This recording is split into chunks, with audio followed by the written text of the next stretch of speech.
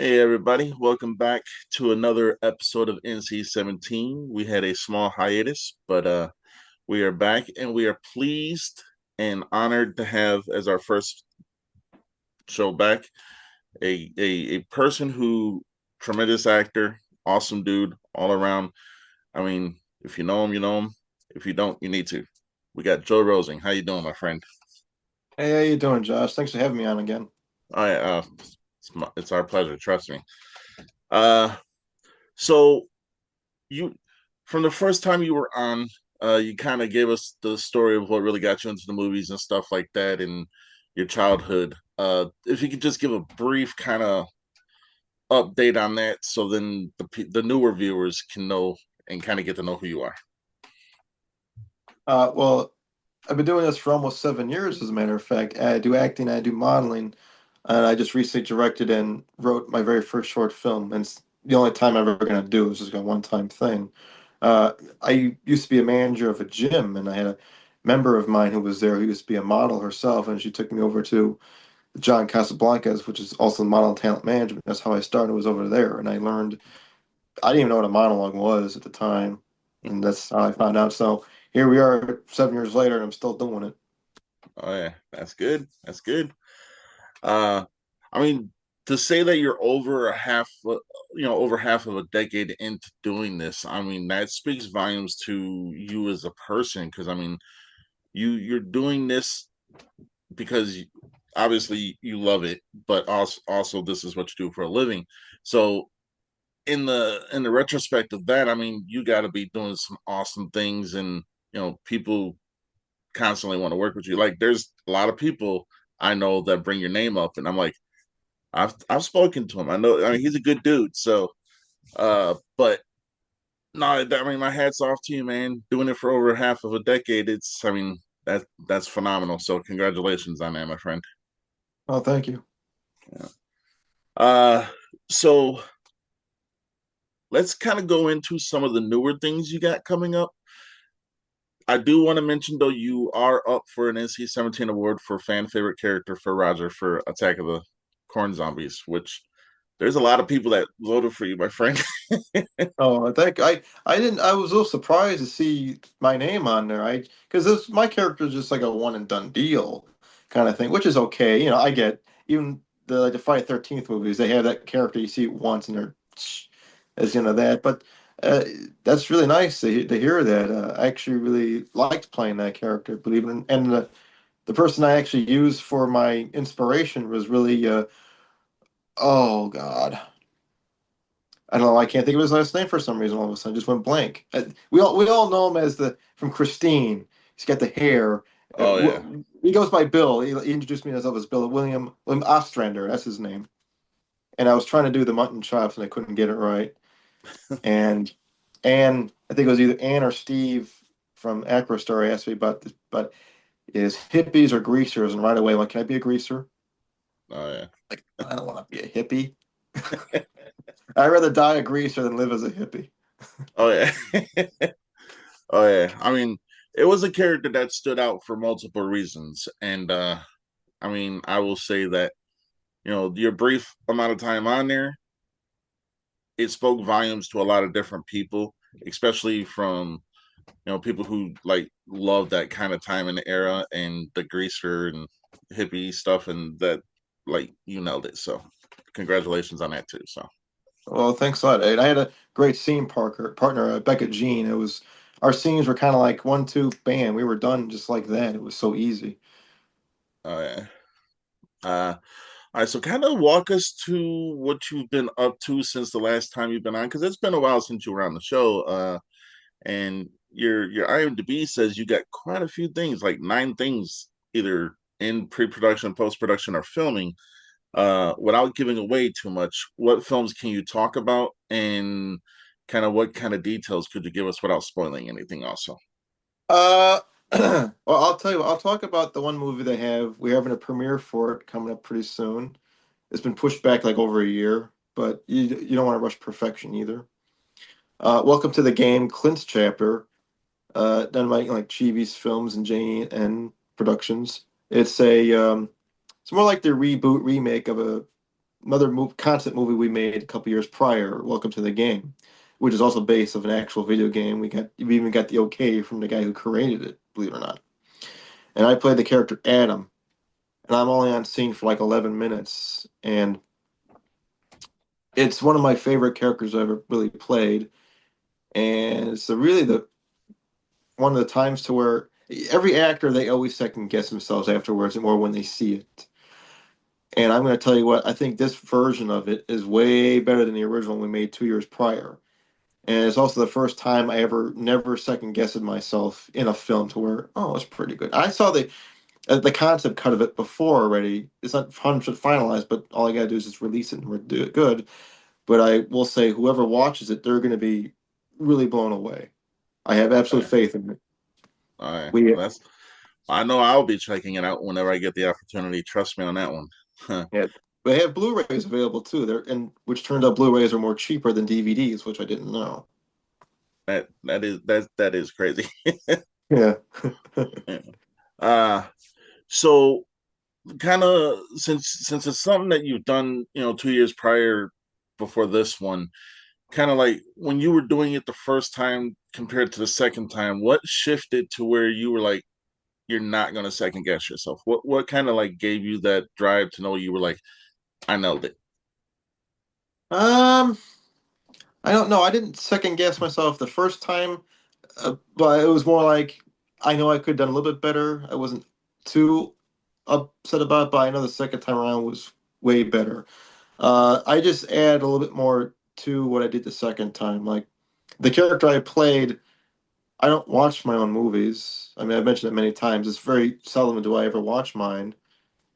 It's just weird to see yourself on camera is what it is. But when I actually got around to watching it, I watched it with a friend of mine, another director, Henry Leon. He's a very nice guy. And I'm watching myself. I'm kind of going, the character I'm playing seems to have a bit of a kinkiness to him. So I decided, like, okay, let's just add that to the second time around. All And that's right. about it. It's just the mannerisms. It was none of it was deliberate. It was more like, huh, okay, well, let's just add that in there. Oh yeah. Uh, I am looking at your IMDb right now. There's I'm sorry. no, there's actually quite a few interesting titles in here that there's one, Peter Pan's Twisted Nightmares. You play Captain Hook. Uh, Oh, yeah.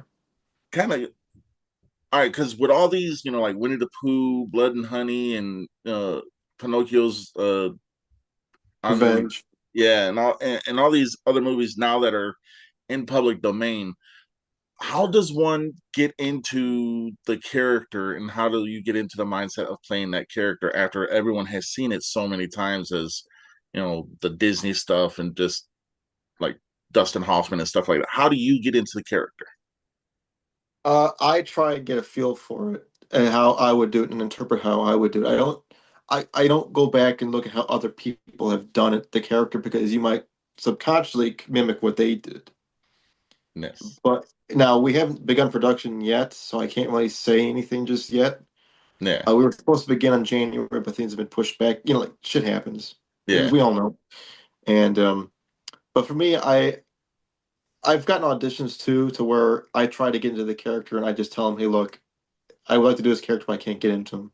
The Peter Pan thing, I'll be playing Captain Hook to where, oh, I can easily play that to where I know, and I have my own uh how I do my own method of getting into a character. Sometimes I do have references as into inspiration, like when I got booked for that character, as well as another character when I played on the Red Huntress.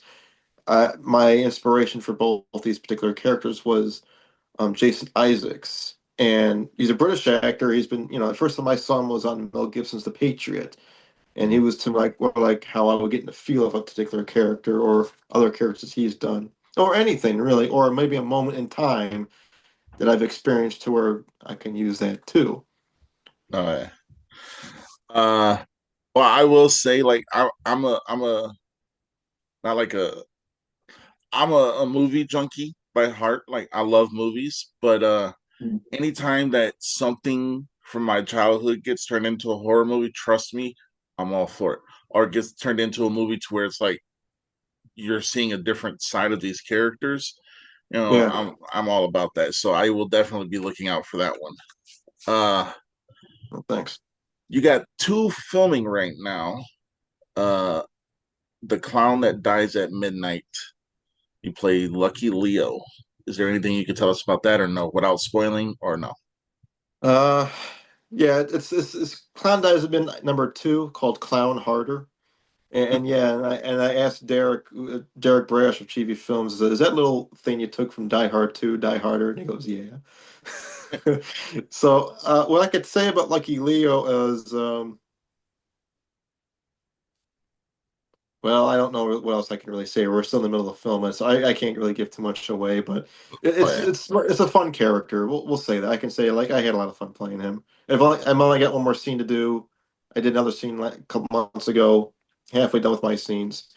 It's just I'm just looking forward to being back on set. I love it. Oh yeah. Uh so kind of going away from your movies a little bit right now, is there like certain actors or actresses on the independent scene? Because right now the independent scene seems to be booming. Are there people you haven't worked with yet that you hope to one day be able to work with? Oh God, that's a long grocery list actually. I mean, yeah, I mean, there's like Cody Falk. He's got that the Crow movie he made. And I saw him going, oh man, I wish I could have gotten out of that. It looks so cool. And this is just when he was just filming it. Who would have thought it would have blown up like it did? It's great success to him for that. But when I first saw a few screenshots of it when they were just in pre-production, I thought, man, yeah, I would love to have been on this and work with him on this. This looks really cool. Or other directors too that I haven't gotten around to, like we've chit-chatted back and forth. We haven't gotten a chance to. Yeah. Yeah, I know it's too many names to name, but that's just one I can drop off there. I know me and Michael, I'm gonna say his last name wrong, Miles Stasis, I think, with the Twisted Tales of Peter Pan. Oh yeah. We've been wanting to work together for a while. We just haven't got a chance to do it. And now we're gonna be working together, hopefully sometime in 2026. Oh yeah. And same goes for other projects that have been pushed back as well. We haven't gotten to work together, other directors and writers. It's just, things do happen. Oh yeah. Oh yeah. So is there one film in particular that you have done that is completed that is out for people to see? Is there one film in particular that stands out to you to where it was like at this moment in time is like your crowning achievement so far, or is it different things from all your movies? Uh, It's kind of like a loaded question because you've done a lot of different movies with a lot of different companies. So I kind of put you on the no, spot there. Sorry about that. no, no, don't be, because I always give the same answer only because it's kind of like the same question that Blackie Lawless was asked when I went to go meet him. He's the lead singer from Wasp. It's kind of like his albums are like my movies. They all kind of are your children. Some are better than others, but I am glad to have them. I know the one that everybody talks to me about, even now, is Desperate Souls, and the reason why I bring that one up because it's only because it's more of a sentimental movie to me. Like that one, it would be like I could never part from that one because it has more. It's the only movie that I've ever really done that taught me something about myself that I didn't know about. Um, but I know Clint's Chapter. I would say that was a great movie to work on because that one I would say is a major achievement as well because I've never had been pushed like that to know like a whole on page is one line from me for this character. Dang. Sometimes it'd be 2 pages long, and I had to memorize his word verbatim. Oh yeah. Yeah, Yeah. but Corn Zombies, that was another one because it was something different. Again, it's really hard to pick just one, but the one I can always say, the one everybody always goes to me about is Desperate Souls all the time. Everybody asks me that one. Uh, People sometimes ask me other movies here and there, but that's the one that seems that everybody seems to really love, I guess. Probably because it was just so dark and had meaning to it, I guess. And Steve Herman really knows how to write them. Oh yeah. Oh yeah. So I've actually been able to see Desperate Souls a couple times. Uh, I will say that very seldomly do I get emotional with movies. You know, it's kind of like it's not a macho thing, trust me, it's not. But it's kind of like I'm watching it for the entertainment. But if you can get me to a point where I am starting to get into my emotions, you guys have succeeded leaps and bounds at what you were trying to do. And I can tell you that is one movie that I can watch it 20 times, 30 times, and I'm still going to get emotional. So that my hats off to you and everyone who was involved with that film. So Well, it was an emotional scene, and when I first got the script, it was the first time I ever got choked up from reading the script, and I went, "Wow!" And it really was the only scene in the movie to where I really wasn't acting at all. yeah. And yeah, because somebody I really loved left me, and it was somebody that I wanted to marry, and it was also the day I was going to ask them to. They told me it was over, and I didn't even get to ask them. And it's interesting that we were talking about this because yesterday, December 1st, was supposed to be me and my ex-wife first met. And yesterday I found out that she had passed away earlier this year, and I had no idea. Oh, I'm sorry for your And loss. that's okay, man. And I know today would have been our very first day we had together.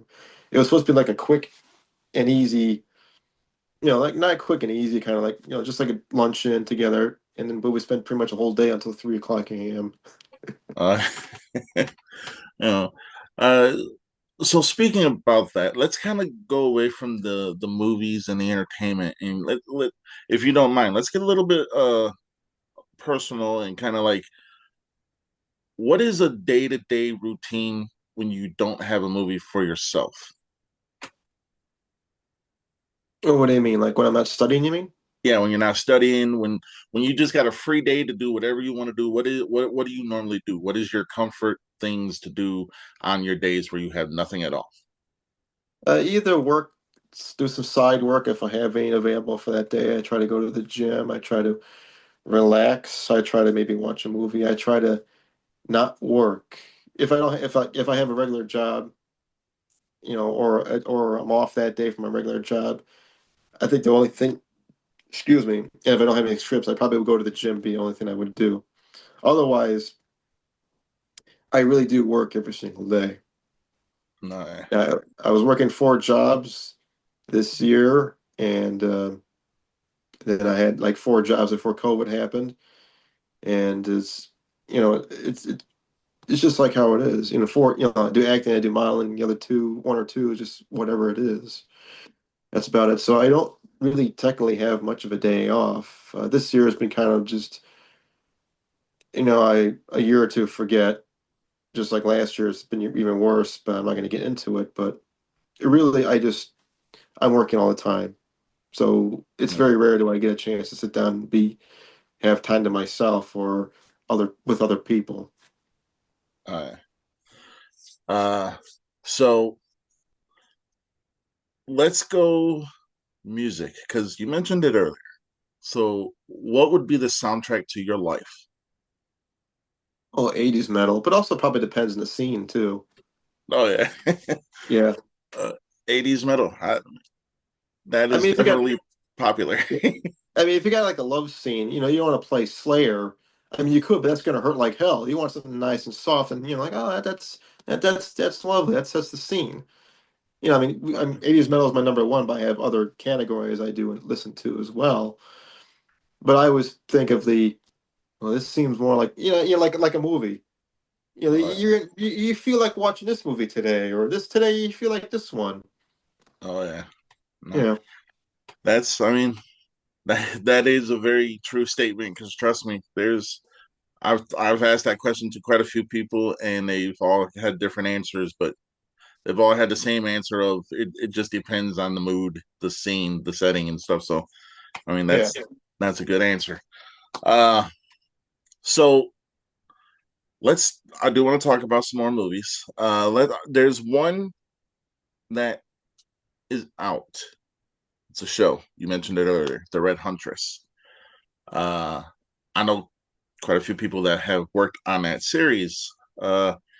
We talked about it before, but kind of give us a refresher of what was your experiences like and what did you take away from being on that set? Um,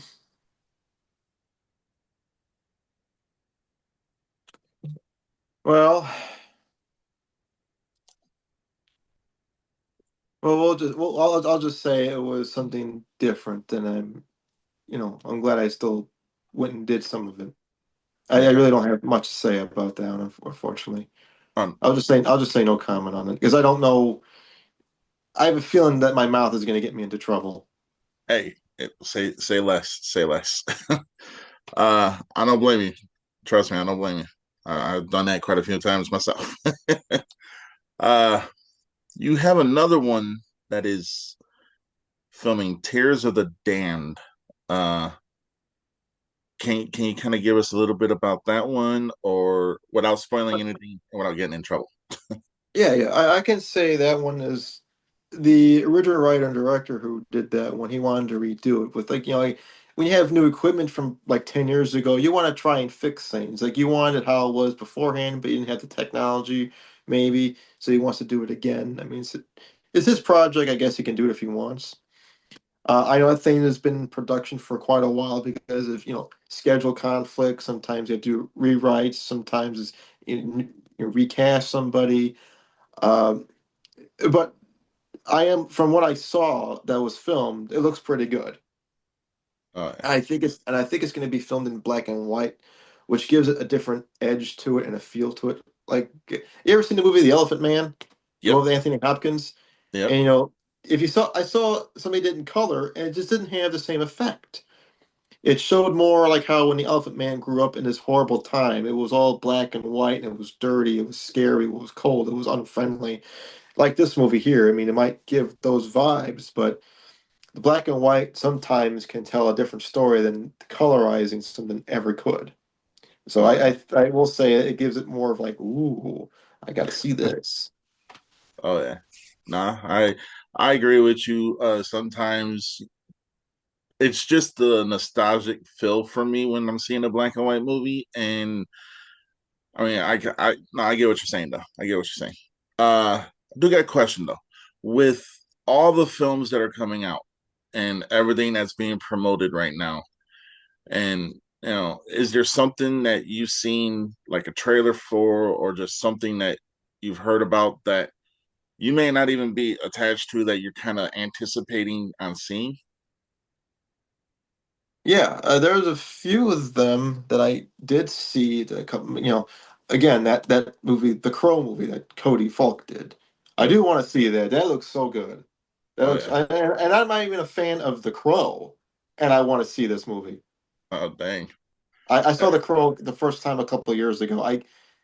That's just me. I could probably get why it was so huge in this day. Maybe because I watched it too late in life. I don't know, but I will say Cody's movie looks pretty good. I saw on Facebook the other day somebody made a fan film of a video game called Manhunt. I don't know if you remember that game from back like 20 years ago. I used to play that religiously. Oh I yeah. loved it. That was my favorite one. And I'm like, wow, I got to see who made this. I don't care how if it's 10 minutes. I just want to see it. Oh This yeah. looks pretty good. You Yeah. know, yeah, things like that. There's some other movies that are coming out too. I do want to see Return of the Corn Zombies.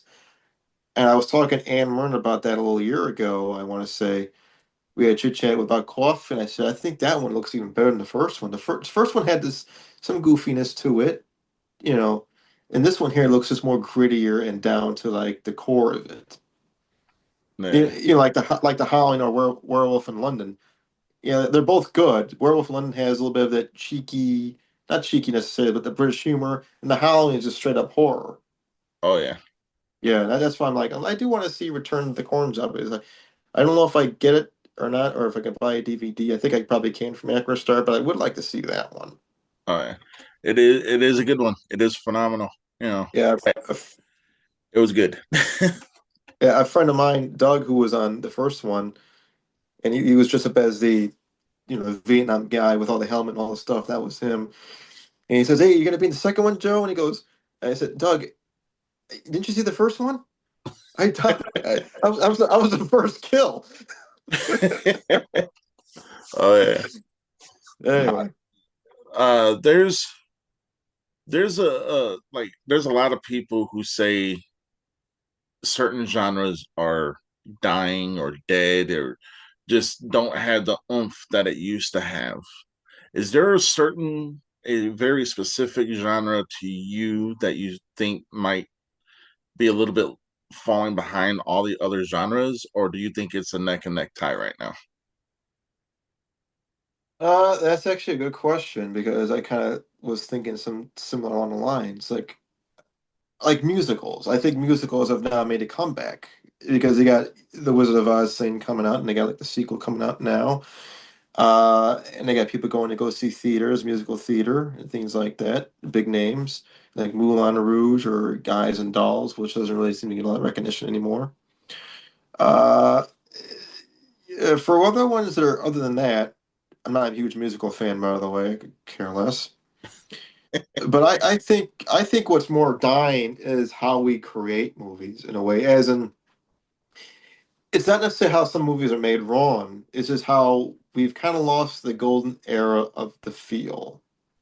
As in, I don't remember watching a movie that didn't have a swear word in it or had tits in it, or to where it was classy, like a Streetcar Named Desire. That Tennessee, I think it's Tennessee Williams. I think his name was who wrote that, or the person that directed it as well. It's like, that had that golden age movie star feel to it. I'm not saying anybody is bad nowadays, but I'm saying like I would love to see something like that again. Something to where classy like that. I remember when they came out with a movie called The Artist a long time ago. I didn't see it because I didn't get around to doing it. I wasn't going to pay $10 into the theaters. That's a joke, by the way, of course. But things like that. Even if it bombs, I don't care. I want to see it. It's just something to a way that we have kind of lost. Oh yeah, I might be going off the subject here, but it's kind of like when was the last time you saw people dressed to impress? that's Yeah, true. I know it's two different things we're talking about here, but that's how I always view it. You watch these old movies, see people wearing suits when they go on a plane or when they go to a bank and they look nice or to a restaurant. Nowadays, it's kind of like something's missing now. It's missing it. And I know that times have changed, not what they used to be, but I just like to see it once in a while. Oh yeah, You know, oh yeah. I think the world of film, just in general, not even just the independent scene, but like Hollywood, everything. I agree. Right now, it is like there are certain genres I feel are lacking. There are certain eras I feel are on the comeback. So, like there's a lot of movies I've seen where it shows blood, guts, tits, and ass, which is cool. And there's a lot of movies I've seen where it's like they stick strictly to dialogue, and the dialogue alone is a roller coaster. And I'm happy with a decent amount of both, if that makes sense. yeah. But I think what drives it home, at least from conversations I've had, what drives it home is the character themselves.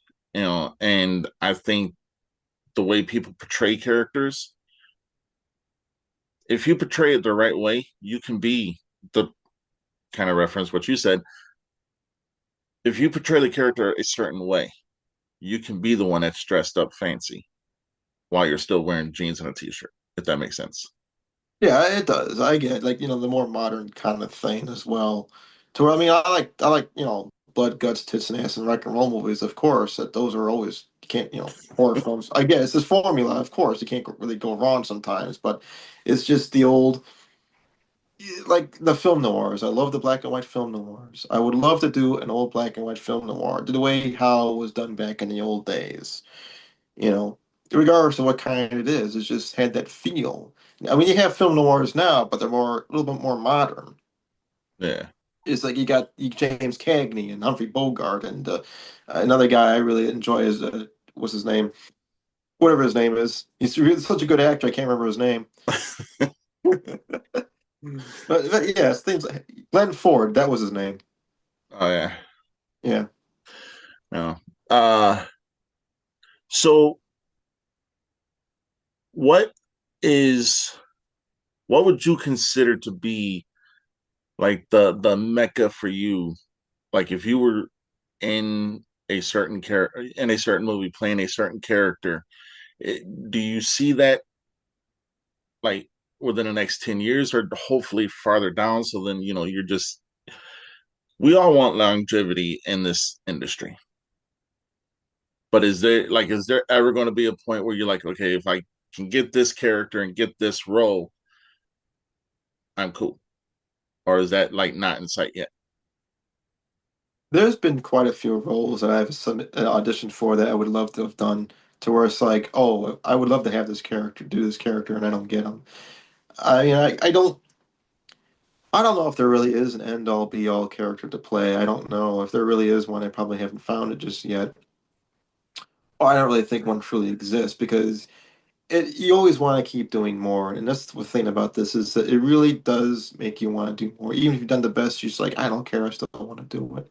You're like, I don't care if it's like this particular part. I want to do it. Um, I will say for the modeling world, the one thing I've always wanted to do is do print for cologne ads. And Oh, especially like Calvin Klein or Giorgio Armani. To me, if I get to do that, that's like I can't top it. I did exactly what I wanted to do. To me, that's the best thing for the modeling world that I ever wanted. But for the acting, that's a whole different thing. To where sometimes you might take a role to where okay, and then when you actually start doing it and you get into it, you kind of go, wait a minute, this really is a great role, a great character, a great script or whatever, and you're happy to have it. Yeah, I don't really know how to answer that question honestly, because I think it's just one of those things to where you don't really know until it happens. yeah. I wish I had a better answer though. Hey, that was a perfect answer because I mean the the the the main thing I can say about that question is if someone has an actual answer, then that means they see the end of their career coming along. And like I said, we all want longevity in this, and I hope nothing but longevity for everyone because everyone I've spoken to, everyone I have any kind of interaction with, are all phenomenal people, yourself included. Every single one of you guys, I wish nothing but the best for you guys and longevity because you never know, you know, your light might be turned out tomorrow, and it's like you want to keep going. You know what I'm saying? Yeah. Sorry, I got a little bit philosophical there. My bad. No, no, that's okay, man. It's a valid point. Yeah, we all want longevity, and we all.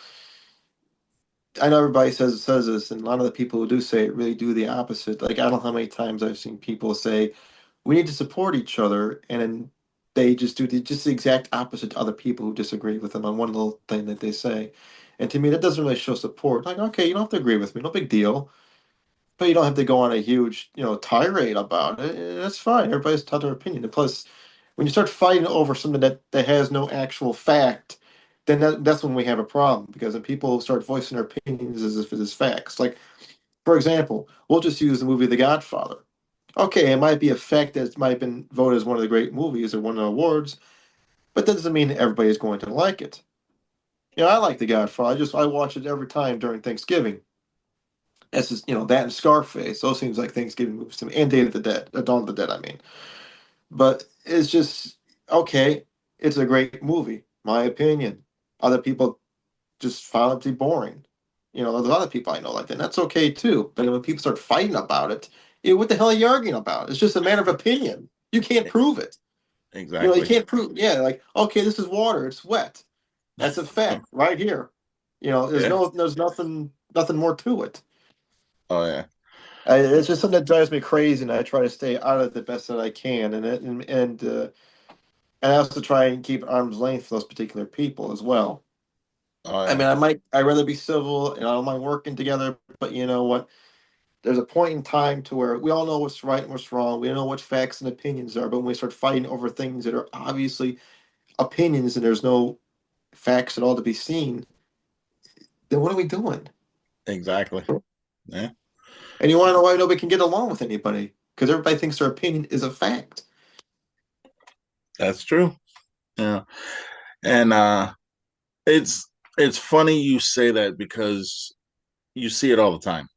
Like people constantly saying, "Hey, I got your back," all this other stuff. And when it really boils down to it, is like some people. I mean, I haven't encountered that. Thank God. Fingers crossed, I never do. But I know this world. I know this industry.